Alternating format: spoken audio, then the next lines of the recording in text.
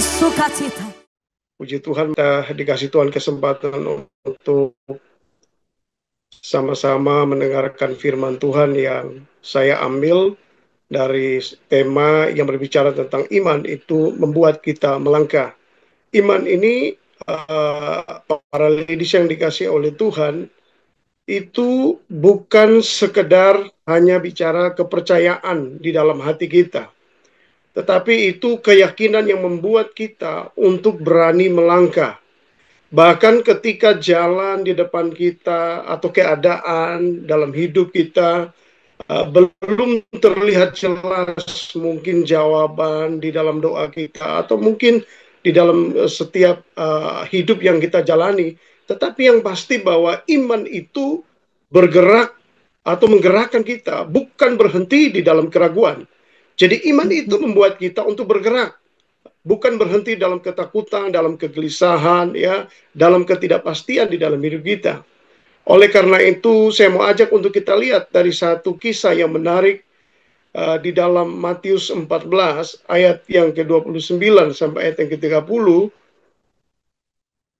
Kisah ini menjelaskan secara garis besarnya, dia menceritakan tentang Tuhan menyuruh murid-murid untuk menyeberang.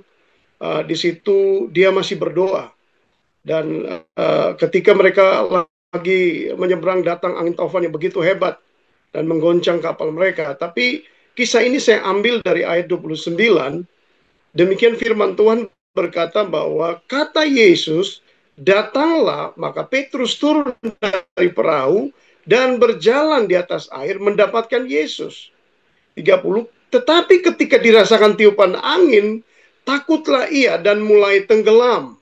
Lalu berteriak, Tuhan, tolong aku. Segera Yesus mengulurkan tangannya dan memegang dia dan berkata, hai orang yang kurang percaya, mengapa engkau bimbang? Para ladies yang dikasih oleh Tuhan, kalau kita lihat di sini, orang yang sudah percaya kepada Tuhan, orang yang menyemuri Tuhan, enggak, yang masih belum mengenal Tuhan itu secara pribadi di dalam hidupnya. Makanya Petrus itu perlu diuji, dilatih, diizinkan persoalan, pergumulan yang hebat, di mana dia digoncang bersama dengan para murid di tengah danau, dan pada waktu itu dia berpikir mungkin bisa mati saat itu. Tetapi kita lihat di sini bahwa Tuhan yang kita sembah itu Tuhan yang tidak pernah buta melihat. Tuhan itu Tuhan yang tetap konsen pada perjanjiannya. Ketika dia mengizinkan masalah, dia mengizinkan setiap pergumulan apapun yang dialami oleh para murid, dan mungkin kita orang percaya hari-hari ini, tidak mungkin masalah itu menghancurkan hidup kita. Tapi sebenarnya masalah dan pergumulan itu sedang melatih mental iman kita, supaya kita jangan belajar mengandalkan kekuatan kita sendiri, tapi kita belajar melihat Tuhan yang ada di depan kita. Oleh karena itu, saya mau ajak untuk kita lihat tentang iman membuat kita melangkah. Itu bicara poin yang pertama itu di dalam Matius 14 tadi ayat yang ke-29. Di situ dia menjelaskan bahwa kita harus keluar dari zona nyaman. Kalau iman kita bisa melangkah, kita bisa melihat Tuhan kerja di dalam iman kita. Yang pertama, kita harus keluar dari zona nyaman. Zona nyaman di sini bicara tentang kisah daripada Petrus. Di situ dia dikatakan di dalam ayat yang ke-29, di situ firman Tuhan berkata, dia melangkah keluar dari perahu. Nah, perahu ini kan menjadi sesuatu yang membuat nyaman, dia tidak tenggelam. Mungkin dia merasa wah baik-baik saja.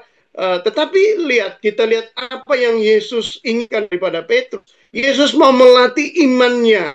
Yesus mau imannya itu tidak pasif. Yesus tidak mau dia hanya duduk saja menjadi orang Kristen yang hanya cukup mendengar firman dan tidak berbuat apa-apa. Tapi di sini Petrus mengajarkan kepada kita bahwa untuk mengalami iman yang bergerak di dalam hidup rohani kita, poin yang pertama, kita harus keluar dari zona nyaman kita. Zona nyaman itu adalah sesuatu yang sifatnya aman-aman saja, sesuatu yang tidak perlu lebih. Jadi kalau kita ke gereja nggak perlu ya dikasih tanggung jawab lebih, ya cukuplah saya jadi jemaat yang tiap minggu datang ke gereja. Kalau kita seperti ini, kita tidak menjadi, iman kita sebagai orang percaya tidak mungkin akan bertumbuh. Kita gampang mengalami goncangan dan bahkan kita akan menjadi gelisah, takut, bahkan mungkin kita akan keluar dari kesetiaan kita kepada Tuhan. Makanya Petrus perlu didik, dia akan mungkin pengalamannya, mungkin kehebatannya, tapi ketika badai datang dalam perahu itu, ternyata pengalamannya tidak bisa menolong dia. Jadi para ladies yang dikasih oleh Tuhan, jangan kita mengandalkan kekuatan, kepintaran, kehebatan kita untuk mengatasi masalah kita. Di dunia ini tidak ada yang lebih kuat. Justru kita butuh Tuhan di dalam hidup kita. Iman kita penting, karena itu menjadi dasar bagaimana kita melihat cara Tuhan menolong kita, bagaimana kita melihat campur tangan Tuhan di dalam hidup kita. Karena tidak untuk selamanya orang-orang benar itu jatuh sampai tergeletak, sebab Tuhan menopang tangannya. Ada jaminan bagi kita yang beriman kepada Tuhan. Ada jaminan bagi kita yang menaruh harapan kita kepada Tuhan. Jadi ibu-ibu ladies yang dikasih oleh Tuhan, untuk mengalami kuasa Allah, penyertaan Tuhan di dalam hidup kita, kita harus berani keluar dari zona nyaman kita. Seringkali hari-hari ini kita umat Tuhan, orang yang percaya, keadaan situasi kita itu kadang membuat kita menjadi orang yang pasif dalam iman kita.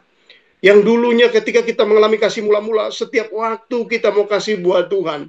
Bahkan kalau boleh setiap jam ada kegiatan doa, kita jadi orang yang aktif. Tapi ketika datang masalah, keadaan mulai berubah, iman kita kepada Tuhan juga mulai berubah. Kasih kita kepada Tuhan juga mulai berubah. Sehingga hal-hal inilah yang tidak kita sadari, itu sedang membawa kita keluar dari iman kita yang sejati kepada Tuhan. Oleh karena itu malam ini, biarlah firman Tuhan mengingatkan kita lagi. Kalau ada zona nyaman yang ada di dalam diri kita, ketika kita memberi diri kita kepada Tuhan, mungkin ada hal-hal yang mengikat kita, kita tidak mau keluar dari situ. Kita menjadi pasif, kita menjadi malas, kita menjadi orang yang tidak tidak bernyala-nyala lagi bagi Tuhan, tidak antusias dengan iman kita kepada Tuhan. Hal itu pertanda bagi kita bahwa iman kita sudah mulai down. Jadi jangan sampai iman kita menjadi mati. Ini belum terlambat. Oleh karena itu, biarlah malam ini mengingatkan kita untuk mengalami iman yang bisa digerakkan oleh Tuhan, itu harus keluar dari iman kita. Kita lihat di dalam Kejadian 12 ayat 1 sampai ayat yang keempat. Ini kita lihat satu kisah yang menarik di mana Abraham ketika dia dipanggil oleh Tuhan. Kita baca di dalam Kejadian 12 ayat 1. Aku akan membuat engkau menjadi bangsa yang besar dan memberkati engkau membuat namamu masyhur, dan engkau akan menjadi berkat. Aku akan memberkati orang-orang yang memberkati engkau dan mengutuk orang-orang yang mengutuki engkau. Dan olehmu semua kaum di muka bumi akan mendapat berkat. Lalu pergilah Abraham mengirimkan Tuhannya, lalu ikut bersama dengan dia. Abraham berumur 75 tahun ketika ia berat dari Haran. Nah, kalau kita lihat pembacaan firman di dalam Kejadian 12 ini, kita lihat bagaimana Abraham dipanggil oleh Tuhan. Padahal dia tidak tahu kemana dia harus pergi. Tempat itu asing bagi dia. Dan mungkin itu akan ada banyak bahaya, mungkin ada banyak hal-hal yang mungkin tidak baik dalam kehidupan yang dia akan alami. Tetapi kita lihat di sini bahwa Abraham itu taat kepada perkataan firman. Abraham itu sungguh-sungguh menaruh harapannya itu kepada Tuhan. Dia tidak melihat kondisi, dia tidak melihat keadaannya, kelemahannya. Kalau aku kuat baru aku melayani Tuhan, kalau aku bisa baru aku melakukan yang baik. Tidak. Tapi dia belajar taat dan tunduk secara total kepada firman dan perkataan Tuhan. Sehingga ketika dia disuruh pergi, dia taat. Oh, pergilah kamu. Keluar dari Ur Kasdim. Dia melakukan, dia tidak bertanya, dia minta istrinya dari yang lain, tapi dia yakin, dia percaya bahwa Tuhan yang berkata kepada dia itu adalah Tuhan yang sanggup membawa dia untuk kepada tujuan dan janjinya. Jadi dia tidak khawatir, dia tidak ragu, bahkan dia punya keyakinan yang kokoh. Oleh karena itu kita lihat kalau Abraham bisa mengalami iman yang membawa dia bergerak dari Ur Kasdim sampai kepada tanah perjanjian yang dijanjikan oleh Tuhan, di mana kita melihat di dalam proses itu tidak mudah untuk dia bisa sampai dia pada janji Tuhan itu. Dia harus mengalami yang namanya keadaan kesulitan yang luar biasa. Jadi iman kita ini perlu yang namanya ujian. Karena Ayub berkata bahwa ujian terhadap iman kita itu seperti memurnikan kita. Jadi kemurnian hidup kita atau iman kita itu ditunjukkan bagaimana kita mengalami proses masalah pergumulan itu justru melatih kita supaya kita tetap memandang ke depan. Sebagaimana Petrus mengalami keadaan yang sulit ketika dia diombang-ambingkan dengan gelombang di tengah badai itu. Dan Tuhan bilang, keluarlah dari perahumu. Ketika disuruh keluar, mungkin dia bertanya-tanya, kalau saya keluar, saya pasti akan mati.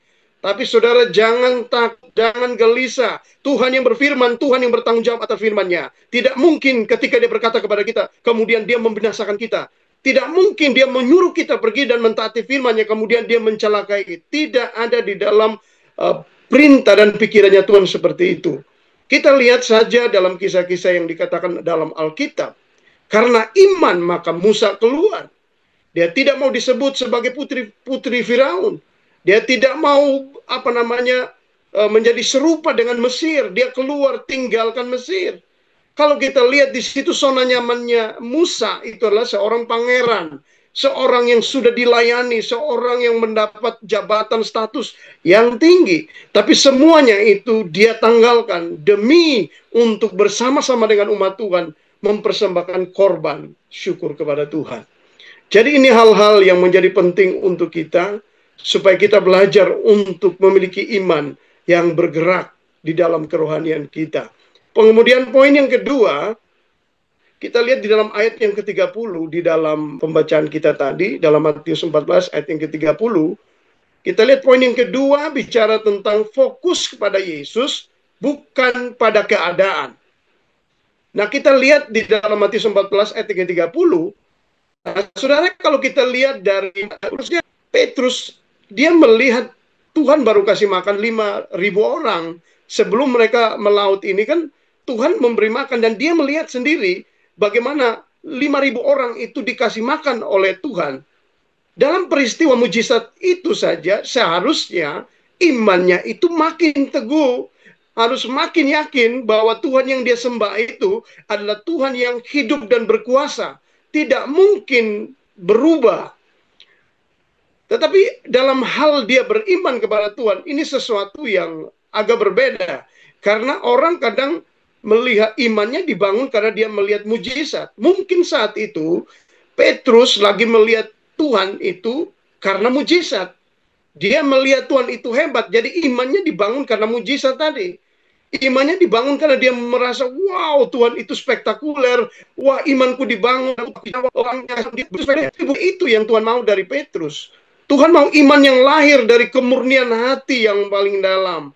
Sebagai bukti bahwa kita mencintai Tuhan bukan karena mujizat. Sekalipun Tuhan tidak tolong kita, kita tetap sungguh-sungguh menaruh harap kita kepada Tuhan. Kesetiaan kita kepada Tuhan bukan karena ada apa-apanya. Jadi itulah yang membuat Tuhan itu membawa Petrus untuk poin yang kedua, untuk fokus kepada Yesus. Jadi imannya itu dibuat fokus pada sumber iman itu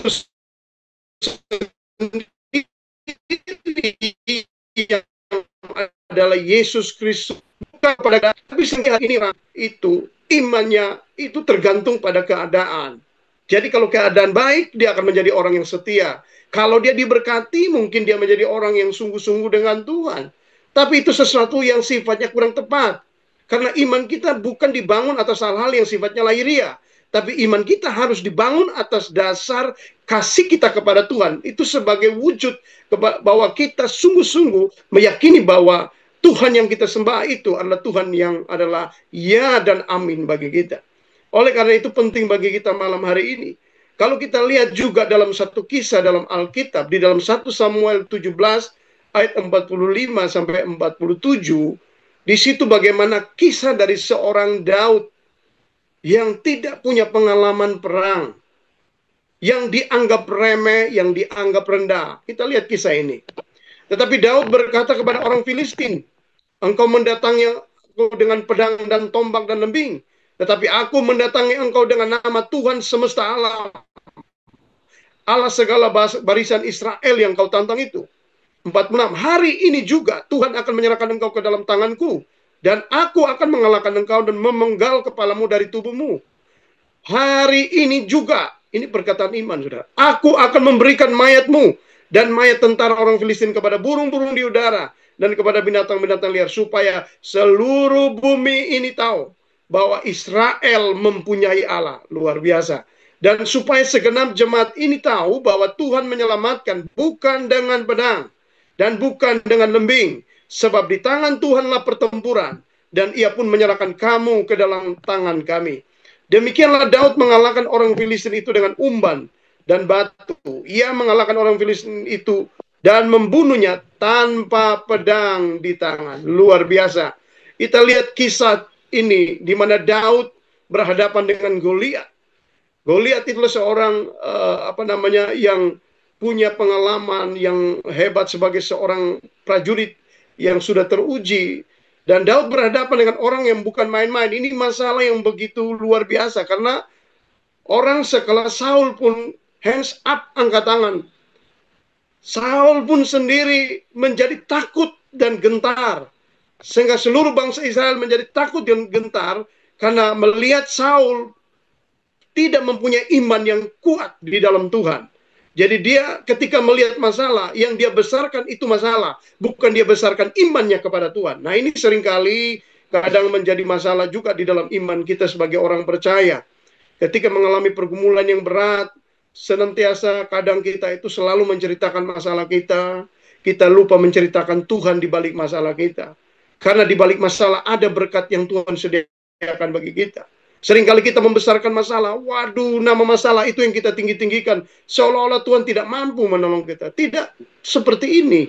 Ladies-ladies yang dikasih oleh Tuhan. Seharusnya Tuhanlah yang kita sebut. Sekalipun aku belum ditolong Tuhan, aku tetap percaya kepada Tuhan. Seperti Sadrak, Mesak, dan Abednego. Sekalipun Tuhan yang kami sembah belum menolong kami tetap tidak akan menyembah patung buatan Tuanku Raja. Artinya, situasi belum ditolong atau ditolong Tuhan, itu tidak menjadi alasan bagi kita untuk kita beriman kepada Tuhan. Beriman kepada Tuhan adalah satu keputusan yang mutlak dari kita. Bukan karena sebab akibat. Tapi Tuhan memanggil kita untuk menjadi orang yang percaya kepada Dia. Bukan karena situasi. Situasi tidak harus menentukan iman kita kepada Tuhan. Seharusnya sikap hati kita yang murni dan tulus kepada Tuhan. Itulah yang harus menjadi dasar iman kita kepada Tuhan. Jadi dari kisah ini kita melihat bagaimana Daud menghadapi Goliat. Dan dia menganggap Goliat itu bukan masalah bagi dia. Dia tidak menganggap Goliat itu menjadi satu hal yang menjadi malapetaka di dalam hidup. Harusnya kita sebagai orang yang beriman dan percaya kepada Tuhan, kita juga harus punya pandangan yang sama. Seperti Daud. Di mana dia melihat masalah ini adalah kesempatan untuk Tuhan menyatakan kemuliaannya kepada bangsa Israel, supaya mereka tahu bahwa di Israel itu mereka punya Allah yang hidup dan berkuasa. Mungkin juga Tuhan izinkan masalah yang kita alami itu supaya membawa orang mengalami Tuhan di dalam hidup dan percaya mereka. Bapak Ibu yang dikasih oleh Tuhan, ada kisah yang menarik di dalam Esther ini. Para ladies yang dikasih oleh Tuhan, kisah Esther itu begitu menarik bagi kita. Ketika dia diperhadapkan dengan masalah yang serius di dalam hidupnya dan bangsanya, di mana Haman sedang merancangkan pembunuhan secara massal bagi orang Yahudi, dan termasuk dia seorang ratu pun nyawanya jadi terancam. Tapi kita lihat di sini bagaimana tindakan dan iman daripada Esther. Dia berkata kepada Mordekai, dan supaya disampaikan kepada orang-orang Yahudi pada zaman itu di kerajaan Persia, rajanya Ahasiweros itu. Dan dia bilang semua orang Yahudi, besar kecil tua muda, harus berpuasa karena pada waktu besok saya akan masuk menghadap raja. Entah itu saya mati atau saya hidup, saya harap besok kita berpuasa bersama-sama. Tujuannya merendahkan dirinya kepada Tuhan, belajar bergantung kepada Tuhan, sekalipun nyawa dia menjadi taruhan, tetapi itu bukan menjadi alasan untuk dia mundur percaya kepada Tuhan, tapi justru membuat dia semakin percaya bahwa pasti ada cara Tuhan yang sanggup melakukan sesuatu yang ajaib. Sekalipun itu last minute, sekalipun itu saat-saat yang terakhir, tapi iman daripada Esther tidak gugur. Sehingga pada waktu selesai mereka berpuasa, yang ketiga, pada hari ketiga, dia masuk menghadap raja. Dan begitu hebatnya, luar biasa cara Tuhan yang ajaib, campur tangan Tuhan yang nyata di dalam iman daripada Esther ini. Dia bertindak dengan iman, dia menghadap raja. Dan para ladies tahu bahwa ketika dia menghadap raja, itu ada dua pilihan atau dua hal yang dia akan hadapi pada waktu itu. Kalau tongkat itu tidak diambil, berarti Esther akan dibunuh waktu itu. Tapi ketika kalau tongkatnya ditunjuk kepada Esther, berarti itu tanda bahwa Esther hidup dan dia tidak akan dibunuh. Jadi pada waktu dia masuk, ternyata raja menunjukkan tongkatnya kepada Esther, itu tanda bahwa keselamatan bagi ratunya, berarti ada keselamatan bagi bangsa Yahudi. Artinya apa? Tuhan turut bekerja di dalam segala perkara untuk mendatangkan kebaikan bagi orang yang sungguh-sungguh menaruh imannya kepada Tuhan, itu dengan tulus dan ikhlas dalam hidup mereka. Tuhan tidak akan pernah meninggalkan. Buktinya Esther. Esther beriman kepada Tuhan, tapi dibutuhkan tindakan, dibutuhkan langkah yang didasari oleh iman yang sungguh-sungguh kepada Tuhan. Di mana kita lihat bagaimana dia merendahkan dirinya, bagaimana dia berpuasa, dia betul-betul dia berserah total kepada Tuhan, dan di situ tangan Tuhan bekerja. Di situ kasih Tuhan mengalir, di situ kuasa Tuhan terjadi, sehingga pada akhirnya Esther dan bangsanya tidak jadi dibinasakan oleh Haman pada waktu itu. Pujilah Tuhan. Jadi saudara, para ladies yang dikasihi oleh Tuhan, selama fokus kita pada Yesus, kita bisa berjalan di atas badai kehidupan kita. Sama seperti Petrus.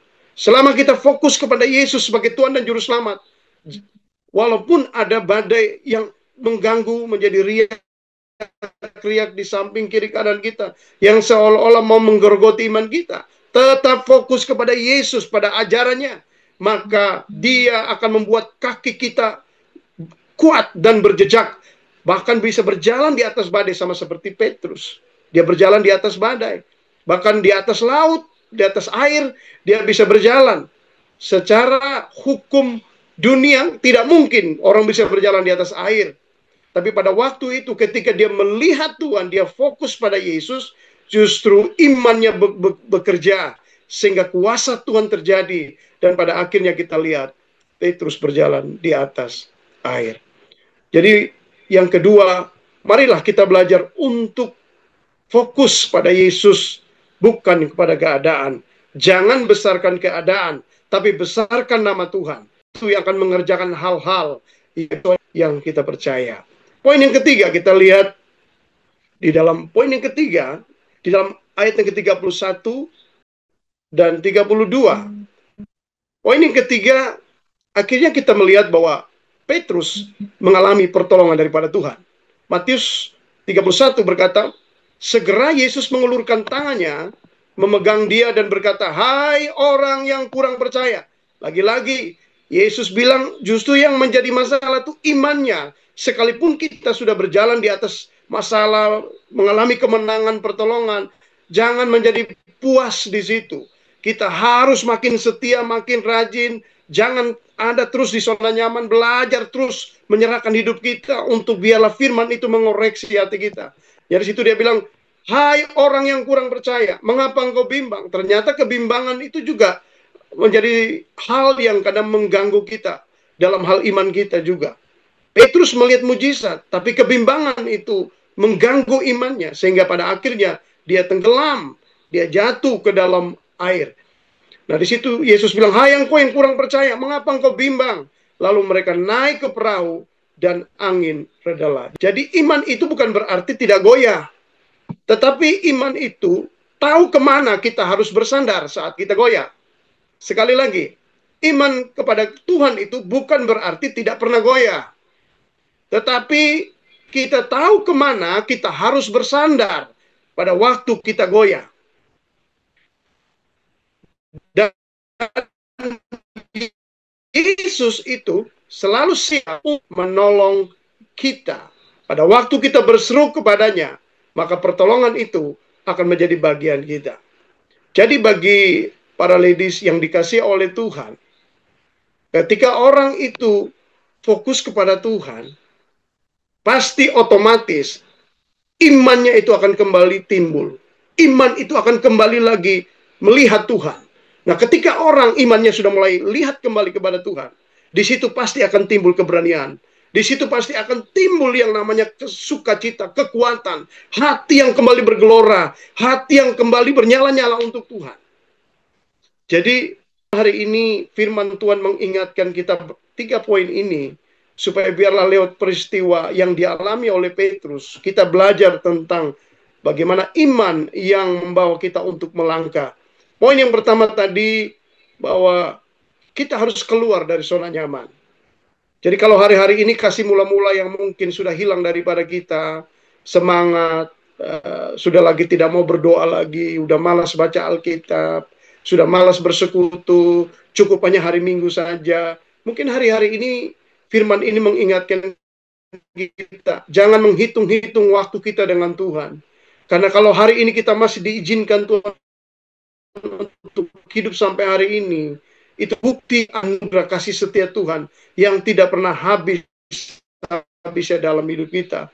Oleh karena mengingatkan lagi, karena apa yang kita buat hari ini tidak sebanding dengan apa yang sudah kita terima dari Tuhan.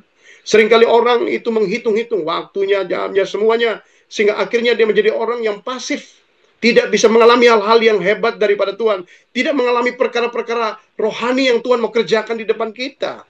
Oleh karena itu, marilah para ladies yang dikasih oleh Tuhan, keluarlah dari zona nyaman kita. Mungkin zona nyaman kita itu apa? Saudara bisa jawab, mungkin itu saudara merasa puas, saudara sudah merasa aman, menjadi malas, tidak mau berusaha, tidak mau mengupgrade diri lagi. Mungkin ada hal-hal yang lain daripada itu. Mari kita belajar untuk keluar dari hal-hal ini.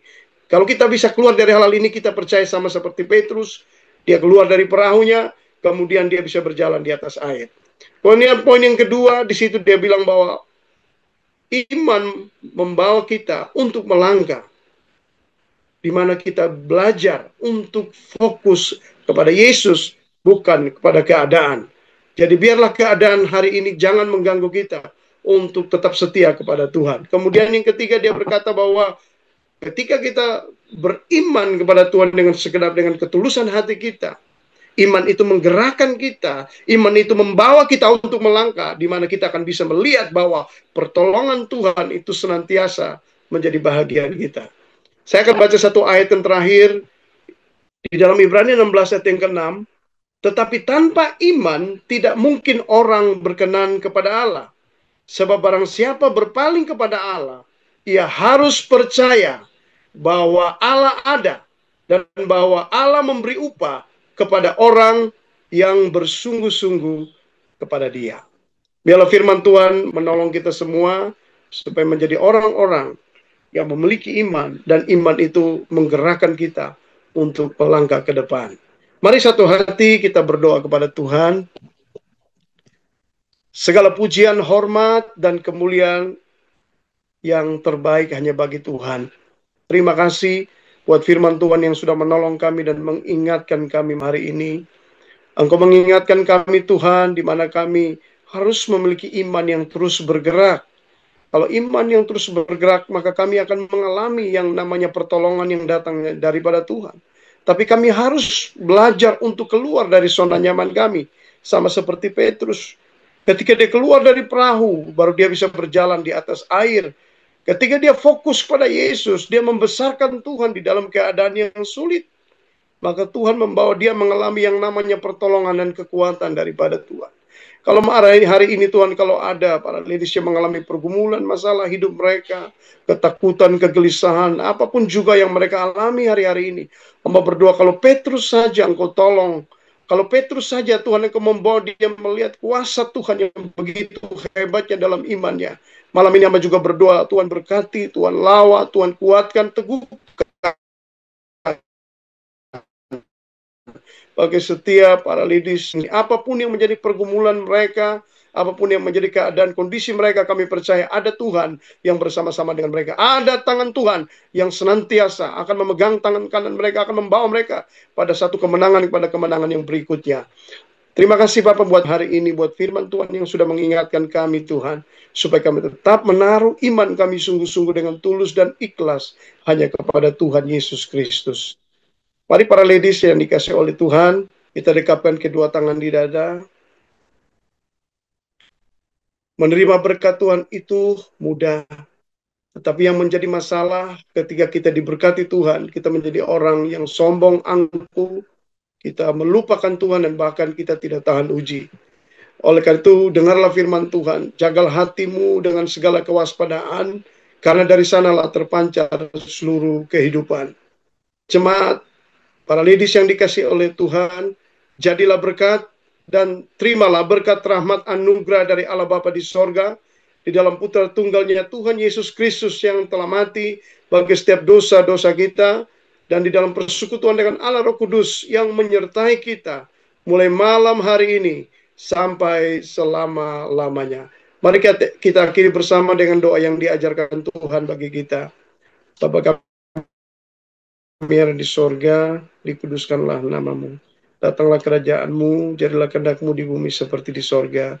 Berikanlah kami pada hari ini makanan kami yang secukupnya. Dan ampunilah kami akan kesalahan kami, seperti kami juga mengampuni orang yang bersalah kepada kami. Dan jangan membawa kami dalam pencobaan, tapi lepaskanlah kami daripada yang jahat. Karena Engkau yang punya kerajaan, dan kuasa, dan kemuliaan, sampai selama-lamanya. Amin. Tuhan Yesus memberkati. Biar bumi akan berlalu, biar bulan tak bercahaya lagi, biar langit akan bergoncang, matahari tak bersinar lagi. Tetapi siapa saudara? Tapi Tuhan Yesus. Haleluya. Tak pernah ingkar janji, semua yang Tuhan firman